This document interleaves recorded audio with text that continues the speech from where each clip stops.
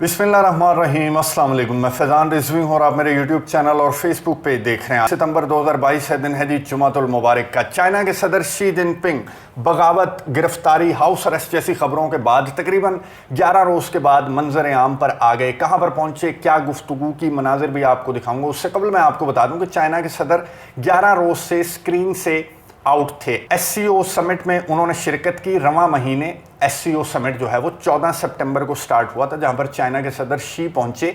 तकरीबन 2 साल के बाद चाइना के सदर का ये आउट ऑफ कंट्री दौरा था। हांगकांग वगैरह चाइना के सदर जो हैं वो घूमते हुए दिखाई दिए ड्यूरिंग कोविड, लेकिन आउट ऑफ कंट्री ये 2 साल के बाद चीन के सदर का पहला दौरा था कि वो एससीओ समिट में शिरकत के लिए उज़्बेकिस्तान पहुंचे और वहां पर मौजूद रहे 16 सितंबर तक। 16 सितंबर को चाइना के सदर बीजिंग के लिए रवाना हुए, उसके बाद गायब हो गए। 2-3 दिन तो डाइजेस्ट की ये खबरें भारत के मीडिया ने, चाइना के मीडिया ने, कि चाइना के सदर शी कहां पर चले गए। फिर चाइना के सोशल मीडिया से ये खबरें स्टार्ट हुई कि चाइना के सदर शी को बीजिंग एयरपोर्ट से गिरफ्तार कर लिया गया है और वो हाउस अरेस्ट के अंदर है। और इन खबरों को उठा लिया भारत के मीडिया ने। अब चाइना का सोशल मीडिया, भारत का मेन स्ट्रीम मीडिया, दुनिया के आबादी के लिहाज से 2 बड़े ममालिक जब इस तरह रिपोर्ट कर रहे हो तो उन खबरों का इम्पैक्ट पूरी दुनिया तक जाता है। पाकिस्तान में भी पहुंचा, जाहिर है पाकिस्तान के तो पड़ोसी हैं दोनों ममालिक। तो आप में से भी बहुत सारे व्यूअर्स पूछ रहे थे कि चीन के सदर कहाँ हैं, हाउस अरेस्ट में हैं, बगावत की खबरें गर्दिश कर रही हैं, मीलों लंबे कॉन्वॉय चाइना के अंदर गर्दिश करते हुए दिखाई दे रहे हैं। चल क्या रहा है, लोग बिलीव क्यों कर रहे थे इन खबरों पर कि चीन के सदर जो कि मोस्ट पावरफुल आदमी हैं अपने मुल्क के, वो आर्मी के भी हेड हैं, वो अपने मुल्क के भी हेड हैं, वो अपनी कम्युनिस्ट पार्टी के भी हेड हैं, वो सेक्रेटरी जनरल हैं, वो चीन के सदर हैं। लेकिन लोग बिलीव क्यों करने लगे इन खबरों पर कि हाँ हाउस अरेस्ट किया जा सकता है, बगावत हो सकती है, फौज टेक ओवर कर सकती है। उसकी वजह यह है कि चाइना के सदर शी वो सदर होंगे पहले चाइना के जो कि मार्च 2023 में अपनी सदारत की तीसरी टर्म का आगाज़ करेंगे। इससे कबल चाइना के जो सदूर गुजरे वो 2 टर्म्स के लिए होते थे, यानी कि 5 साल की एक टर्म, 5 साल की दूसरी टर्म, टोटल 10 साल, और दैट्स इट। चाइना के सदर शी जिनपिंग 2013 में जिन्होंने अपना ऑफिस संभाला था, 2018 में उनकी पहली टर्म मुकम्मल हुई, 2023 में दूसरी टर्म मुकम्मल हो जाएगी। लेकिन चाइना के सदर कंटिन्यू करेंगे अपने ओहदे पर, सदारत के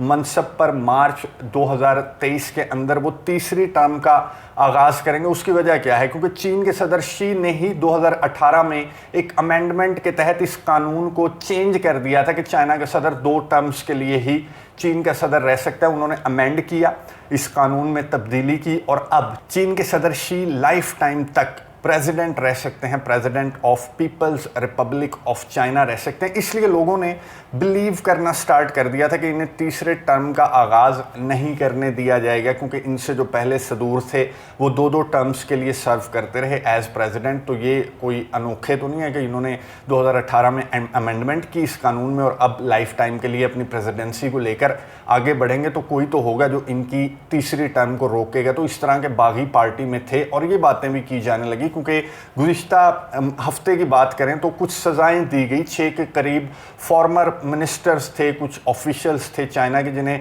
सख्त सज़ाएं दी गई, सज़ाए मौत भी दी गई, उम्र कैद भी दी गई। और ये बातें गर्दिश करने लगी कि इन फॉर्मर मिनिस्टर्स को चाइना के सदर शी रास्ते से हटा रहे हैं। हालांकि चाइना के सदर शी, कम्युनिस्ट पार्टी ने एक कैंपेन स्टार्ट कर रखी है करप्शन के खिलाफ। उसके तहत इन 6 को सज़ाएं सुनाई गई थी, फांसी और सज़ाए मौत की। लेकिन मीडिया पर इस तरह की खबरें गर्दिश कर रही थी कि मिलिट्री कू को रोकने के लिए, बगावत को रोकने के लिए, अपने खिलाफ उठने वाली आवाज़ को रोकने के लिए चाइना के सदर शी इस तरह के इक़दाम कर रहे हैं ताकि ये जो 16 अक्टूबर को जो कांग्रेस है, नेशनल कांग्रेस, वो बैठेगी और मार्च 2023 में चाइना के सदर शी तीसरे टर्म के लिए अपना ऑफिस संभालेंगे। 16 अक्टूबर बहुत इंपॉर्टेंट तारीख है जिसमें कम्युनिस्ट पार्टी ने चाइना के सदर शी को तीसरे टर्म के लिए अप्रूवल देना है कि ठीक है जी, आप तीसरे टर्म के लिए भी हमारे प्रेसिडेंट रह सकते हैं। चाइना के सदर शी को बहुत सारे चैलेंजेस ने